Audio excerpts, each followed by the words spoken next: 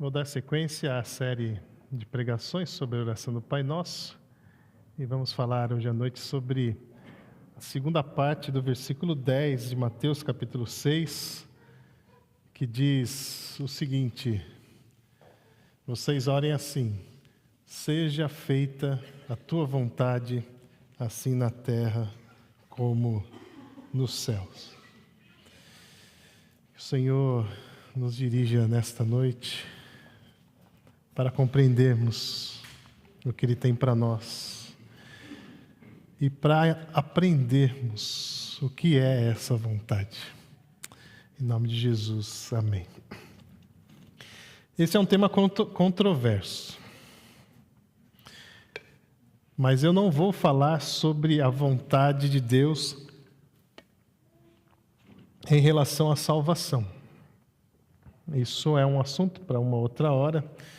E eu acredito que não é o assunto que está sendo tratado na oração do Pai Nosso. A vontade de Deus para a salvação é que todos sejam salvos, assim como Paulo escreve a Timóteo. Mas a gente sabe que isso não vai acontecer assim. Existem fatores nesse meio de caminho que colocam algumas pessoas em rebelião contra essa vontade de Deus. Eu não vou falar sobre isso hoje. Vou falar sobre a vontade de Deus para as nossas vidas. Uma coisa mais prática. Tudo bem? Então, a maioria dos aconselhamentos que recebemos, que fazemos nas nossas salas, diz respeito à vontade de Deus e em como conhecê-la. Na verdade, as pessoas nos procuram e querem saber qual é a vontade de Deus. Como sei qual é a vontade de Deus? Muitas vezes nós recebemos pessoas, por exemplo, falando sobre os seus casamentos. Vou colocar uma coisa que é mais comum. Então, algumas pessoas chegam e falam assim: pastor, eu orei muito antes de casar. E casei com fulano, com ciclana, seja lá com quem for. Mas eu acho que eu errei a vontade de Deus para a minha vida. O que o senhor acha? O que vocês acham? Eu orei, pedi que Deus orientasse, que fizesse a vontade de Deus na minha vida, casei, mas acho que eu errei. O que vocês acham? Olha lá, o celular da Lilian está respondendo. Nós, geralmente, respondemos assim: você se casou com fulano ou com ciclana? Essa é a vontade de Deus para a sua vida. Você escolheu, Deus te deu a capacidade de escolher, e essa pessoa é a pessoa que Deus quer que você caminhe para o resto da sua vida. A vontade de Deus é que você continue com essa pessoa. Por quê? Porque não existe uma vontade tão específica assim. Deus não fica lá no céu formando casais. O Ademar vai casar com a Ana. O Tuti, já preparei para ele a pessoa que vai casar com o Tuti, a Isa também. Então, talvez a pessoa que vai casar com o Tuti já tenha até nascido, e Deus então está caminhando todas as coisas para que um dia o Tuti, em oração, descubra a pessoa que Deus quer que ele case. Não é assim que funciona. Sabe por que não é assim que funciona? Porque vamos dizer que nessa história toda tem uma pessoa rebelde. E aí essa pessoa rebelde, que não teme a Deus, que muitas vezes é um ateu ou é um à toa, casa com a pessoa que Deus preparou para o Tuti, porque ele não obedece a Deus. E aí lascou de vez, porque o Tuti vai casar com quem? Aí bagunçou tudo. Porque ele vai casar com a pessoa que era para casar com outra. E esse aqui vai casar com outra que era para ter casado com outra. e assim por diante. Então, essa coisa da vontade de Deus é uma coisa muito sensível. E nós ficamos lutando para descobrir qual é a vontade de Deus. Qual é a vontade de Deus? Então, voltando às nossas salas. Quando alguém chega na nossa sala e fala assim: pastor, eu não amo mais a minha esposa. Eu estou querendo me divorciar. Qual é a vontade de Deus para a minha vida? Qual é, gente? A gente sabe. O que eles estão procurando é um coautor do crime que eles vão cometer, do pecado que eles vão cometer. Que o pastor fale assim: vai, meu filho, o amor, ele é mais importante. E você então agora está livre. Eles não estão procurando a vontade de Deus, eles estão procurando um coautor. O pastor apoiou o meu divórcio, o meu pecado, a minha decisão, seja lá qual ela for. Então, isso é uma coisa que é muito sensível. E eu acredito que quando Jesus nos ensina a orar, seja feita a tua vontade aqui na terra como no céu, está reconhecendo que precisamos nos adequar a esta vontade, a vontade de Deus, que alcança toda a criação, ou seja, terra e céu. Qual é essa vontade? Em primeiro lugar, Deus tem uma vontade chamada vontade soberana. Não é uma vontade que é amplamente escrita, mas ela existe. Poucas vezes ela foi falada. E para alguns poucos servos. Você pega a Bíblia, você encontra Deus falando sobre a sua vontade geral, soberana, mas não para uma pessoa específica, geralmente. A vontade soberana de Deus é a vontade para todos. Muitas vezes foi revelada ou foi percebida após ter se realizado, ou seja, participamos dessa vontade mesmo sem necessariamente sabermos. Deus tem uma vontade e essa vontade será cumprida, queira você ou não. Você aceite ou não, você apoie ou não, você contribua ou não, existe uma vontade de Deus que será cumprida. E geralmente a gente descobre essa vontade depois que já aconteceu. Querem um exemplo? Deus disse que ia levar o povo, tirar o povo do Egito e levar até a terra prometida.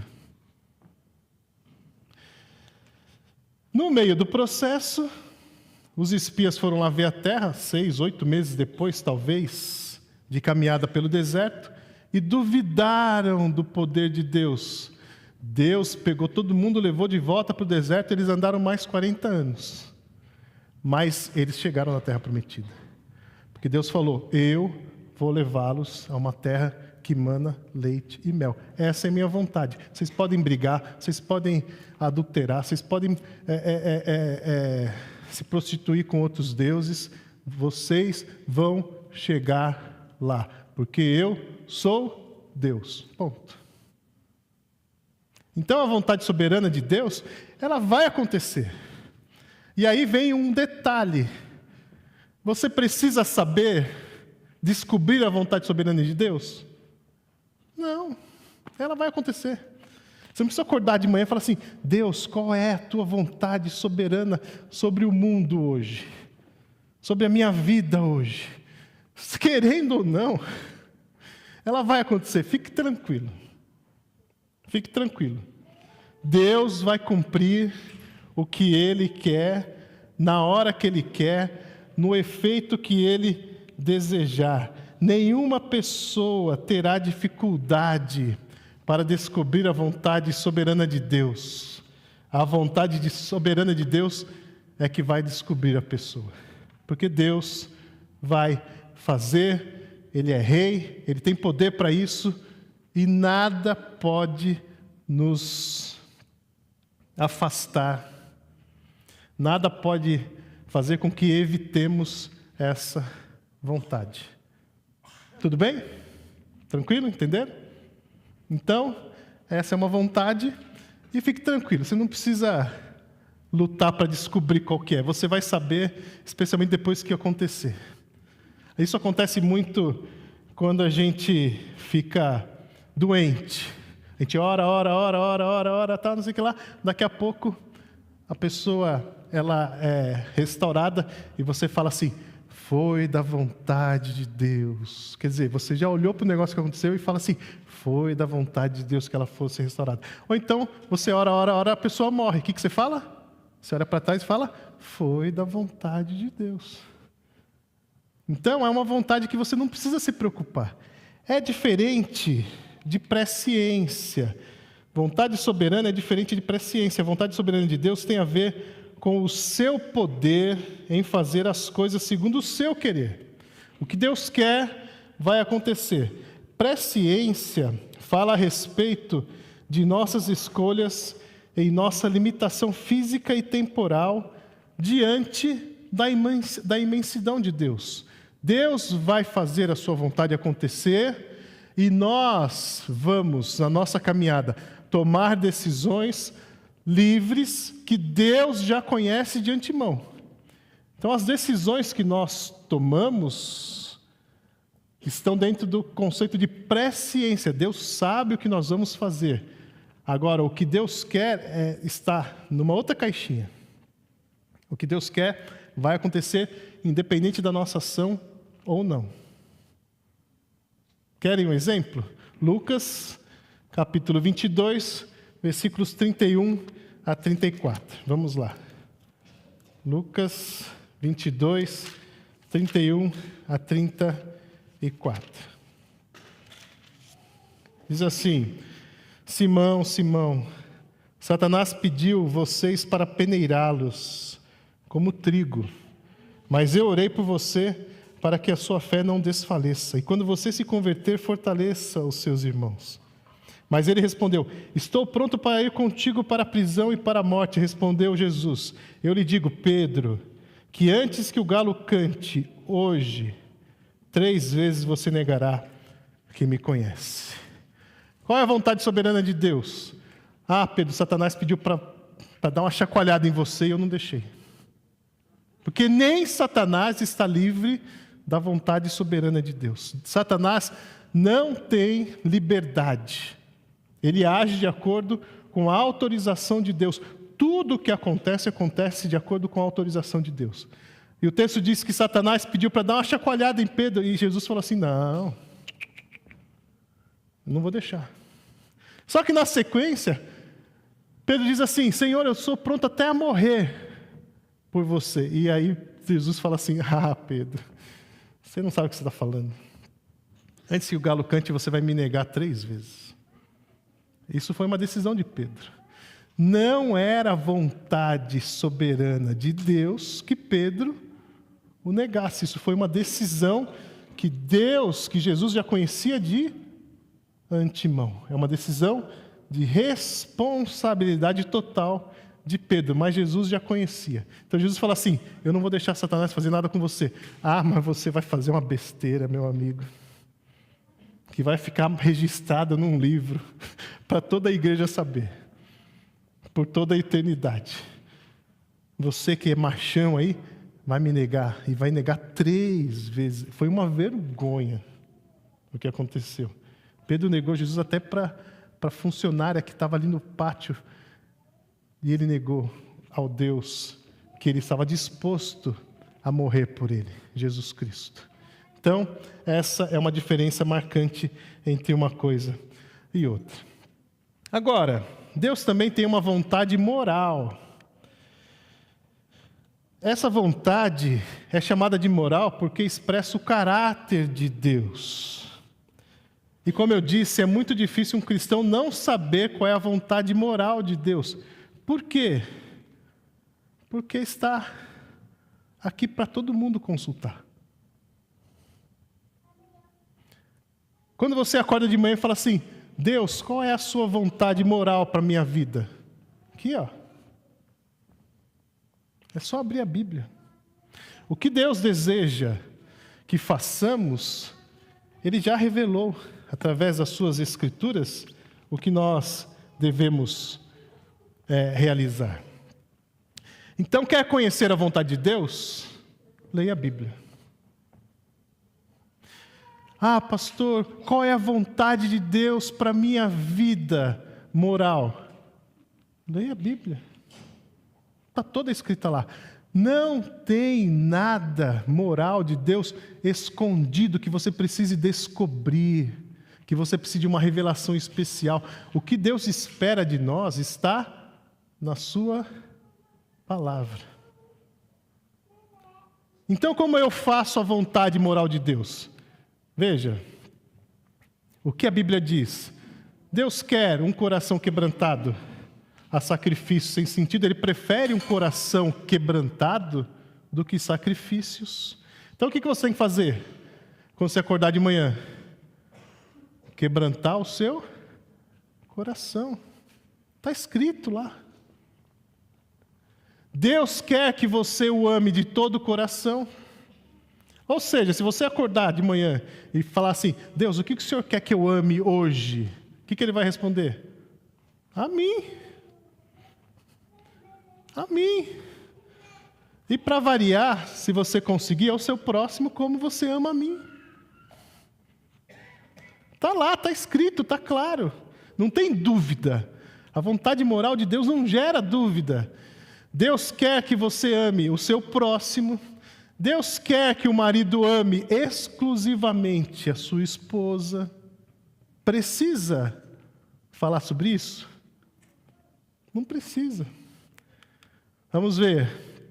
Deus quer que a esposa se sujeite a seu marido. Deus quer que os filhos obedeçam aos pais. Deus quer que sejamos santos, separados deste mundo. Deus quer que não pequemos em nossa ira. Irai-vos, mas não pequeis. Deus quer que não deixemos o diabo ter lugar em nós, mas que nos deixemos encher pelo Espírito Santo. Deus quer que vivamos pelo Espírito e permitamos o seu fruto em nós. Deus quer que façamos súplicas, orações, intercessões e ações de graças por todos os líderes da igreja. Deus quer que sejamos salvos. Deus quer muitas coisas. E como eu descubro a vontade de Deus? Simples. Então, quando uma pessoa entra na nossa sala e fala assim, pastor, qual é a vontade de Deus para a minha vida? Geralmente ele está questionando a vontade moral de Deus. Ele está querendo dizer assim, talvez Deus tenha errado. Se ele tivesse falado de outro jeito,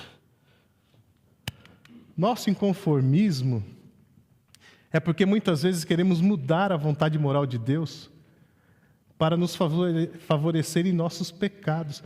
Não, eu sei que Deus não gosta disso, mas e se eu... E aí a gente quer colocar os nossos pecados confrontando a vontade de Deus, como se Deus pudesse ter dado uma escorregada na sua vontade. E Ele vai abrir uma exceção só para mim. Para todos os outros Ele não precisa abrir exceção. Mas só para mim, Deus, muda essa vontade, deixa essa vontade aberta, deixa eu escolher sem punição. A vontade moral de Deus também é imutável. Porque Deus é imutável, já falamos sobre isso. Deus é imenso e imutável. Então, quando Ele diz, isso é pecado, é pecado. Sabe por quê não dá para mudar? Porque quem diz o que é pecado ou não é? Quem diz isso? Deus. E quem é que vai julgar? Deus. Então, se Ele diz isso é pecado, e Ele é o juiz, Não tem como mudar. Ele já sabe o que o agrada, o que não agrada, o que nos santifica e o que não nos santifica. E essa é a questão. Isso que nos torna, muitas vezes, vou dizer aqui, ariscos nessa história de vontade de Deus. Agora, alguns dizem que Deus tem também uma vontade específica, individual, que é muito parecida com uma predestinação, ou seja, Deus tem uma vontade para mim, que já está estabelecida desde a eternidade, e que eu tenho que descobrir essa vontade. Quando eu creio assim, eu preciso acreditar que há algo especial e exclusivo para a minha vida, que há um plano que me distinga de todos os outros seres de Deus, e por isso vale tudo para descobrir esse plano. Pastor, você não está entendendo. Eu conheço a vontade soberana de Deus, eu conheço a Bíblia, eu conheço a vontade moral de Deus, mas Deus tem uma vontade para mim específica. Como eu faço para descobrir essa vontade? E aí, a pessoa acorda e faz essa oração. Deus, revela a tua vontade para a minha vida. A vontade soberana não basta. A vontade moral não é o que eu estou procurando. Eu quero saber se o Senhor tem um plano especial para mim, diferente de todos os outros 8 bilhões de humanos que existem na Terra. Sou eu. E a gente vai criando esquisitices espirituais, porque a gente não consegue encontrar essa vontade. A gente começa a procurar profetas e profetisas, revelações e reviravoltas, para tentar descobrir qual é essa vontade para mim. É exclusiva, não está na Bíblia. Então eu preciso de um meio especial para compreender essa vontade. E aí fica difícil, porque entra nessa história o nosso subjetivismo. Eu acredito que essa vontade individual exclusiva é difícil de explicar e entender. E é aqui que está o choque. Eu acredito, sim, que haja uma vontade soberana e que essa vontade pode, algumas vezes, ser pessoal. E que Deus irá fazê-la acontecer a todo custo. Eu acredito, sim, que se Deus quer que você faça alguma coisa, você vai fazer. Ou que você não faça alguma coisa, você não vai fazer. Mas isso faz parte da vontade soberana de Deus. Você nem precisa saber, porque vai acontecer.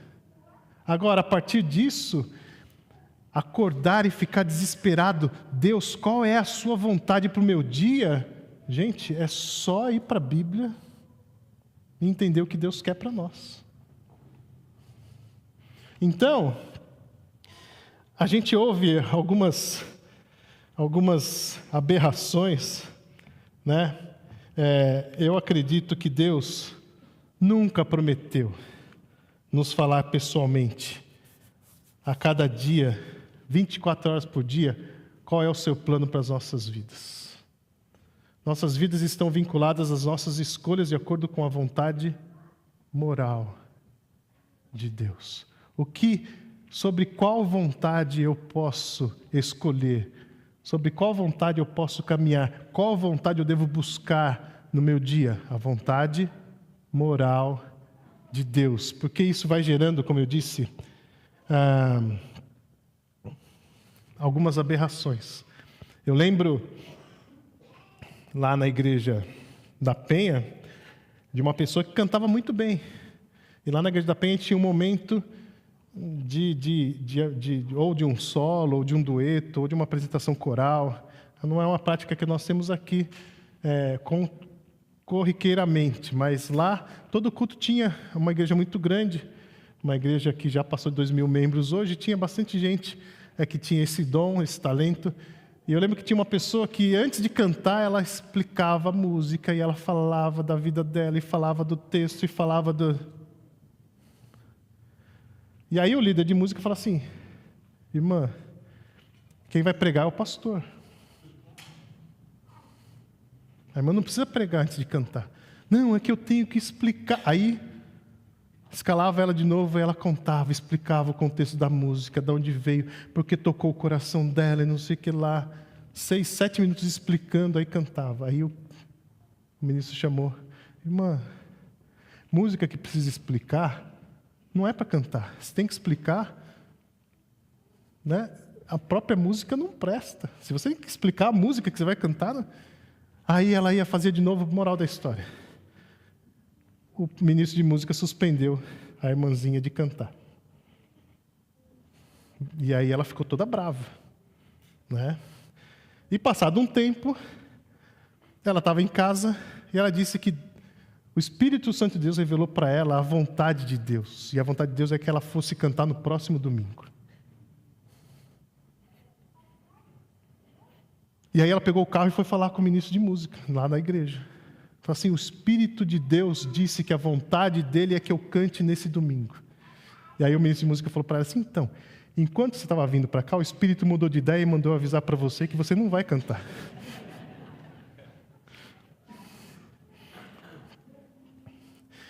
Porque esse desejo de ter uma vontade para a sua vida pode te matar espiritualmente. Porque se você viver buscando isso, você vai se decepcionar, vai se desgastar, e não é isso que Deus espera de nós. O grande problema para entender essa questão de vontade de Deus é que temos que fazer escolhas. E o livre-arbítrio faz parte da vontade soberana de Deus. Deus nos deu um livre-arbítrio. Eu não vou discutir teologicamente, porque ele não é tão livre assim, mas ele é responsabilidade nossa. As nossas escolhas são nossa responsabilidade. O livre-arbítrio faz parte da vontade soberana de Deus. Deus determinou que escolhêssemos e escolhemos. Não temos outra opção. E ninguém está fora da vontade soberana de Deus. O livre-arbítrio faz parte da vontade soberana de Deus. Você é responsável por suas escolhas. Então, muito simples agora. Primeiro, a vontade soberana de Deus é e será sempre para a glória de Deus, mas também para o nosso bem. Se Deus vai fazer com que a sua vontade seja cumprida do jeito que Ele espera, do jeito que Ele quer, e vai envolver o seu poder para que isso aconteça, isso vai culminar na sua glória e vai culminar no nosso bem. Deus livrou o povo de Israel do Egito e levou até a terra que mana leite e mel, Canaã. Deus foi glorificado, o faraó foi humilhado, o povo teve que caminhar 40 anos no deserto, sendo guiados pela presença de Deus, ou seja, uma coluna de fogo à noite e uma coluna de nuvem durante o dia para protegê-los do sol, e Deus os conduziu até lá. Quem é que foi liberto? Foi o povo. Quando Deus age soberanamente, a sua glória vai ser revelada e nós vamos ser abençoados. Nós seremos abençoados. E ponto. Simples assim. Então, eu quero insistir, gente. Não se preocupem em conhecer essa vontade. Ela vai ser para abençoar a sua vida. E muitas vezes a gente não vai entender essa vontade. Ah, Deus, eu não entendo porque eu nasci com isso. Ah, eu não entendo porque eu fiz isso. Ah, eu não entendo porque isso aconteceu comigo. Algumas dessas coisas acontecem por conta de nossas escolhas. Por exemplo, eu tenho uma sequela de um vício que eu tinha quando eu não era crente, mas Cristo me libertou, mas hoje eu trago uma sequela na minha vida. Gente, não foi da vontade soberana de Deus você ter um vício. Senão nós temos um problema teológico horrível. Se a vontade soberana de Deus não é para o nosso bem, nós temos um problema teológico horrível. Porque significa que Deus é que deu o vício para aquela pessoa. Percebe como vontades individuais são perigosas? Quando eu falo assim, tudo o que acontece na minha vida é vontade de Deus, para mim, não tem nada a ver com as minhas decisões, eu vou falar assim, eu estou pecando porque Deus quer. Olha que absurdo. Mas a gente ouve isso. Sabia que a gente ouve isso? Eu estou fazendo assim porque Deus determinou. Não é assim que funciona. A vontade soberana de Deus é e será sempre para a glória de Deus e para o nosso bem. Então, a gente pode descansar. A gente pode dormir tranquilo. A gente sabe que se amanhã a gente não acordar, está tudo bem. É para o nosso bem. A gente sabe que se amanhã a gente não abrir os olhos aqui, nós vamos abrir os olhos diante do Pai. E está tudo bem. Tem uma história de uma dessas pessoas que conseguem controlar até a vontade de Deus. E aqui eu me lembro de uma coisa. Antes disso, você não precisa saber conhecer essa vontade. Você não conhece nem as vontades da sua esposa, você vai querer conhecer a vontade soberana de Deus, né? Mas tem uma história dessas que são relatadas de pastores e pastoras, apóstolos e apóstolisas, apóstolas, sei lá o que, como chama, bispos e bispesas,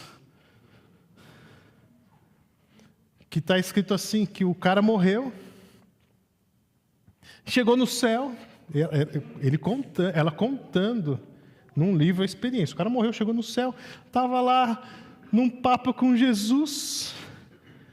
Aí Jesus começou a se inquietar e falou assim para ele: cara, você vai ter que voltar para a terra. Eu falei, mas como assim voltar para a terra? Está tão bom aqui, eu não quero voltar. Eu falei assim, mas a sua pastora está orando e está exigindo que eu mande você de volta. E segundo o livro, o cara voltou. Revoltado, mas voltou. Eu também ficaria revoltado, gente. Volta aqui e mata a pastora, né? Não, desculpa, está gravando, olha. Esquece isso aí. Apaga.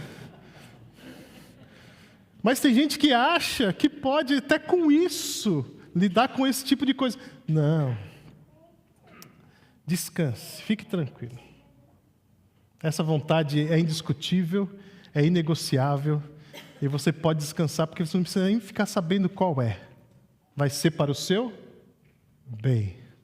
Segunda coisa, nossas escolhas não podem mudar, adaptar ou amenizar a vontade moral de Deus, submetendo a vontade moral de Deus às nossas próprias vontades. A vontade moral de Deus é imutável. Não dá para você pegar uma vontade moral de Deus e querer mudar de acordo com a sua vontade, o seu desejo. Tudo bem? Então, existem casos que eu aconselharia o divórcio? Eu, pastor. Sim ou não? Quem acha que sim, levanta a mão, deixa eu ver. Quem acha que não, levanta a mão. Nossa, gente.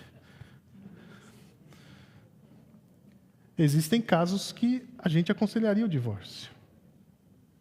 Casos que não estão na Bíblia. Por exemplo, vou dar um exemplo. O marido está abusando sexualmente das filhas. O que você fala para a pessoa? Fica firme, irmã. Isso é a vontade de Deus para a sua vida. É isso que você fala? Não. Isso é crime. Saia de casa, denuncie o seu marido e ore para ele pegar um juiz bem bravo. Então, existe certas coisas na ética cristã que não estão ali no texto. Mas tirando esses absurdos, um pastor aconselharia um divórcio? Não. Por quê? Porque Deus diz: eu abomino o divórcio. Sabe por que Deus abomina o divórcio? Eu falei isso ontem. Porque a relação de Deus com o povo, ela passa por duas imagens do casamento. O Senhor Deus tomou Israel como sua esposa e Jesus Cristo tem a igreja como sua noiva. Ou seja, se Deus admite o divórcio, nós começamos a questionar a justiça e a bondade de Deus. Será que Jesus Cristo pode um dia virar as costas para a igreja? Se o divórcio é alguma coisa aceitável, nós começamos a perder a segurança da salvação. Será que Jesus vai levar essa história até o final? Ou ele vai pedir para divorciar da igreja? A igreja está tão ruinzinha, né? Está pisando na bola. Por isso. Então, é por isso que a vontade moral de Deus é que você não se divorcie. Você casou com a pessoa que você escolheu. Essa é a pessoa que Deus estabeleceu como sua vontade para o resto da sua vida. Ponto. Por quê? A última coisa. Quando eu oro, seja feita a tua vontade. O que eu quero dizer? Enquanto cumprimos a vontade soberana de Deus, temos liberdade moral para escolher como a cumprimos.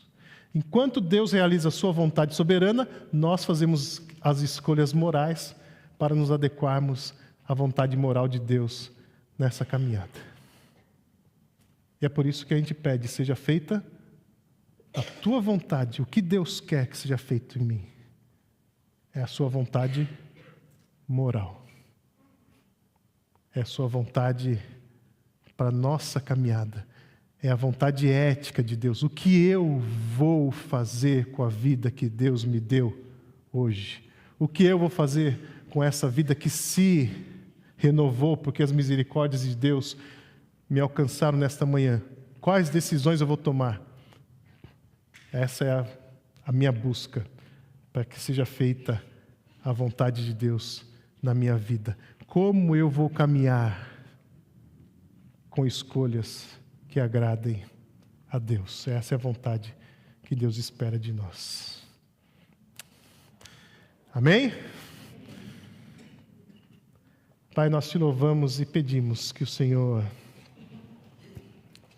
nos dê forças para cumprirmos a tua vontade. E que essa vontade aponte para a tua graça e a tua glória em nossas vidas. Guarda-nos, dirige-nos, protege-nos, sustenta-nos, mas fortalece-nos nas nossas escolhas, para que tudo que fizermos agrade ao Senhor, seja na terra como no céu.